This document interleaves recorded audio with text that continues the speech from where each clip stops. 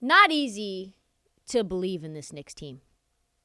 Everybody was ready, even me, including to think that Tom Thibodeau was going to get the boot this year. A lot of people slept on Jalen Brunson. Not me.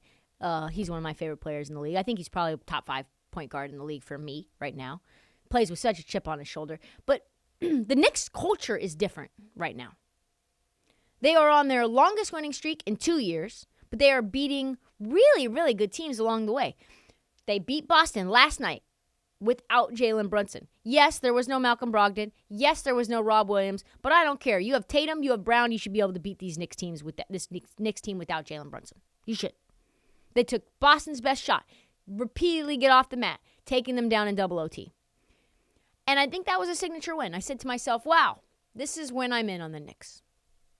You did it without Brunson. You did it with Emmanuel Quickley. Emmanuel Quickley getting 39 points. He played every single minute in that second half.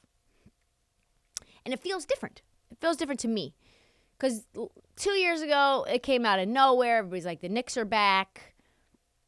But October 20th, 2021, the Knicks beat the Celtics at home. 138-134. That was the bing bong. That was then. That's when the bing bong got created. Jaylen Brown had 46. Evan Fournier had 4 threes in overtime. The Knicks went 5-1. Everybody was bing bong. And then they went 6-16 over the next month. That win was the beginning of a season against a Boston team that was still not a Boston team that we know. Catching them out of nowhere. This is Boston, number 2 seed, coming off of the finals.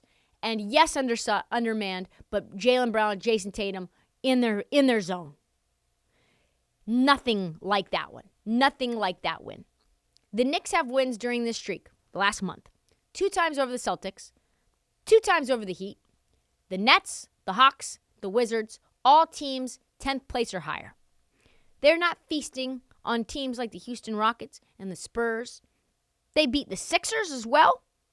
All playoff teams, except for the Wizards. They're doing it on the road. They are 20-12 away from MSG this year. That is second in the NBA. But really, since the deadline is when things changed for me. Josh Hart has been incredible. In the Celtics game, he was hounding Jaylen Brown. He was hounding Jason Tatum. He was just like a fly on raw meat out there. It was impossible for them to get any shot up. And Tibbs loves Josh Hart. I love Josh Hart. Most importantly, Jalen Brunson loves Josh Hart. And they get him for getting rid of Cam Reddish and a first-round pick for this year. They're 9-0 since Josh Hart got to New York. They are undefeated. They have won 11 out of 12 games. He is plus 120, Josh Hart, in those games. On average of plus 13 per game. 11, 6, and 3 with a steal per game. And he's shooting 59% from 3. Josh Hart. Kind of what I wanted to see from him in Portland, but we'll just move on from there. We got some glimpses. He was a little bit tentative. That's what happens when you have Dame Lillard on your team. You allow him to hit those shots. He averaged 16, 10, and 2 in his last week with Portland. So, I mean, maybe he was finally healthy, I guess. Why does this work, though?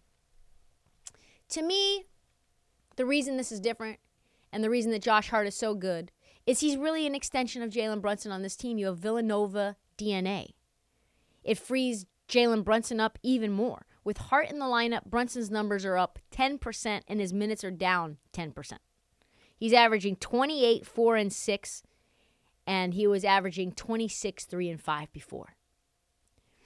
So he's playing less, scoring more, direct result of having a guy who's defensively really going to be there to protect you. The primary defender on the other team's best scorer, which frees you up energetically. He gets out into transition. He can play point guard if he needs to, which is what he did last night. He had the ball in his hands a ton when Emmanuel Quickley didn't have the ball in his hands. He doesn't turn the ball over. And more importantly, he ensures when Brunson is not in the lineup that the intensity stays high. Yes, was it ugly against the Celtics last night? With no Brunson? Hell yeah. It was very, very similar to Julius Randle, just dribble, shooting step-back threes. But the biggest change for me, the Knicks are different because they're having fun. The enduring image is Brunson putting his fist out during the timeout to dap up Tibbs. and Tibbs fist bumping him. Jalen Brunson is having a good time. Emmanuel Quickley is having a good time. And you know what? They are all close, according to insiders. People are saying Julius Randle's body language is better.